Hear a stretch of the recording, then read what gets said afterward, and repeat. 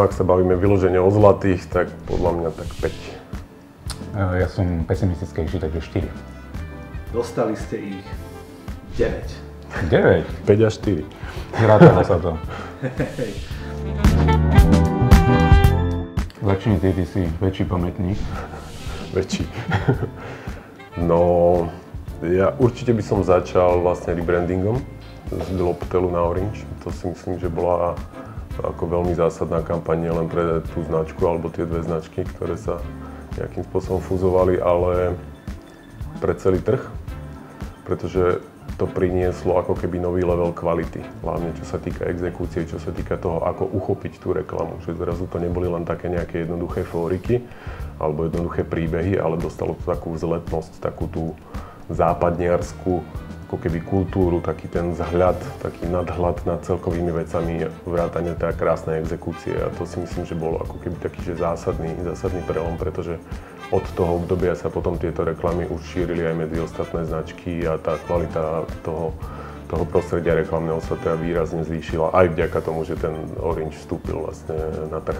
Dvojka, povedzme, čo tak ako rezonovalo, alebo stále rezonuje, tak to sú psíky orangeovské. To si myslím, že ak sa bavíme o nejakom najznámejšom spote, tak to vždy vyskočí top 3 väčšine ľudí, ktorí sa v reklame pohybujú teda tak dlho.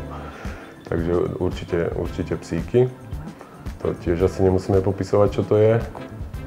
A tretia, tam ich bolo asi veľa. Daj tretiu. Ja dám tretiu. Určite hokejový sponzoring s Pavlom Demitrom a Marianom Hosom, ako Krása Korčulianmi, takže to sa mi vybavuje. A potom z predajných by som spomenul, ktoré mali asi najlepšie výsledky, bola jarná mobilizácia. To bol ten mobil za korunu a to naozaj, ako hovorí Miloš, otočilo v podstate trh, nielen ten komunikačno-reklamný, ale povedal by som aj ten mobilný. Potom vytiahnem teda ešte jednu aktuálnu a to je minuloročný launch Človeka, teda nového konceptu, ktorý sa trochu vrátil k tým začiatkom Orangeu, postavený tiež na tej ľudskosti, pozitivite a veľmi dobre nám zafungoval.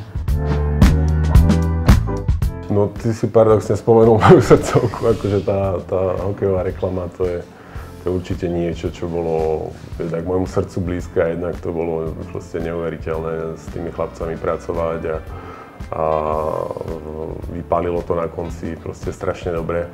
Bavili sa na tom aj aktéri, aj my, aj potom nakoniec teda ľudia. Takže sme tomu potom robili dvojku, druhé pokračovanie, kde ešte pribudol vlastne aj Majo Gáborík a Marcel Hosa, takže to bolo určite akože jedno z tých takých mojich obľúbených.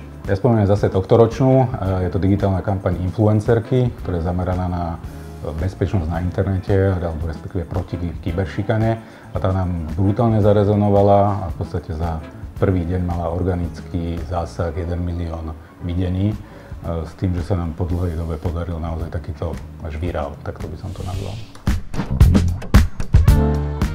Robili sme spot na Orange TV a tým, že sme do toho chceli naozaj vniesť tú filmovosť a takú tú symboliku toho, že ten zážitok z pozerania tej telky človeka vtiahne priamo do deja, tak my sme aj ten setup toho museli urobiť tak, aby to bolo vlastne uveriteľné. No, tak sme sa rozhodli a vybrali sme koncept, ktorý bol s Dolphom Lundgrenom.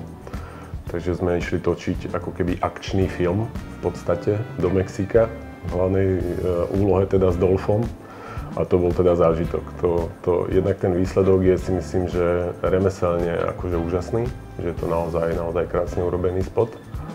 A potom aj ten zážitok z toho točenia s ním, to bolo samozrejme, točili sme za tie roky strašne veľa známymi ľuďmi, športovcami, hercami, spevákmi, ktorí boli častokrát talentovanejší a herecky určite lepší, ale ten zážitok s Dolphom bol proste úžasný. On prišiel, na prvú dal, odišiel naspäť do karavanu. On bol práve že úžasný, akože ľudský, on je mimoriadne inteligentný človek, on má proste IQ, neviem aké vysoké, má 2 vysoké školy, proste úžasný, rozhladený chlap. Ale nechcel by si, aby ti dal facku. Tak, skôr jeho bodyguard. Ako Dolph, 2-metrový chlap, ale práve že bol úplne fajn. Zobral nás na večeru, večer predtým, pokecali sme, rozprával nám o histórii. Fakt, že veľmi, veľmi príjemný človek a až neuveriteľný profesionál v tom, čo robil. Že to bolo naozaj na ňom vidieť, prišiel, odrobil si, ale nebol taký, že odťažitý, ale že tú robotu, čo sme od neho chceli, urobil. Bolo.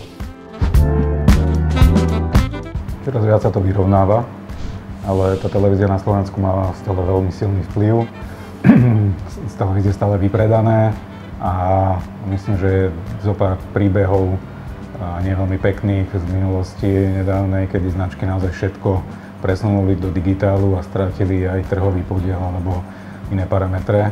Takže u nás myslím, že neprezradím nič super tajné, je to pomaly 50/50, ale tá väčšia polovica, aj keď je to matematicky nesprávne, sa stále drží v televíznom programe. Verím, že je jasná, hoci tých sloganov a podpisov sme už mali viacero v minulosti. No, zhodou okolností, keďže toto je pre 30 rokov reklamy na Slovensku, tak Orange značka oslavuje 30 rokov práve tento rok, vznikla v 94. v Británii. Takže o ďalších 30 rokov verím, že si zachovať tie silné základy postavené na tej ľudskosti, pozitívnom prístupe, nejakom nementorovaní, ale počúvaní zákazníkov. Ale bude sa musieť prispôsobiť všetkým tým novým trendom, ako sú mladý, AI a všetky tie veci, ktoré sledujeme, snažíme sa im nejaké rozumnej miere aplikovať. Mne sa páči bankový sektor, ako komunikuje, takže začal by som si Tatra bankou Baby Blue, to bola tá prvá slovenská influencerka.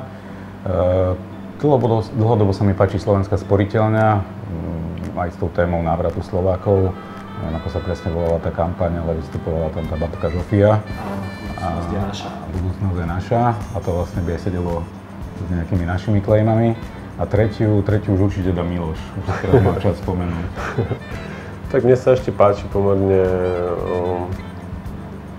silná koncepčnosť v potravinových reťazcoch. Že napríklad ako to robí Kolby Jednota, nie každému to môže sedieť, povedzme, tým štýlom humoru alebo tým obsadením, ale čo sa týka reklamy a spracovania toho, ako dlhodobo pracovať s nejakým konceptom, tak si myslím, že to je funkčný model.